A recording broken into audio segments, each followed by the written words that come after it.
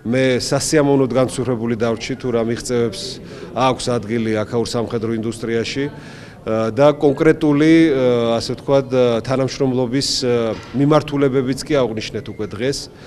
ქონდა ასევე შეხვედრა პარლამენტში თავდაცვის და უშუქრების კომიტეტის ხელმძღვანელობასთან.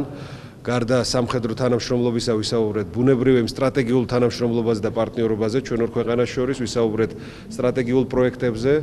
ყარსის ასევე სარკინიგზო პროექტის წარმატებით დასრულების აუცილებლობაზე ვისაუბრეთ ჩვენს ნატოში მისწრაფებებზე და თურქეთი ძალიან მყარად უჭერს მხარს ჩვენს გაერთიანებას ნატოში და ასევე ჩვენ ვფიქრობთ ერთობლივად, როდესაც ვიქნებით ბრიუსელში უკვე მინისტრების დონის შეხვედრაზე ნატოს და ISAF-ის, იქაც ვისაუბროთ ასევე საქართველოს და ამ რეგიონის ასე ვთქვათ სტრატეგიული ინფრასტრუქტურის გამოყენების შესახებ ნატოსთვის ტრანზიტული ტვირთების გასატარებლად.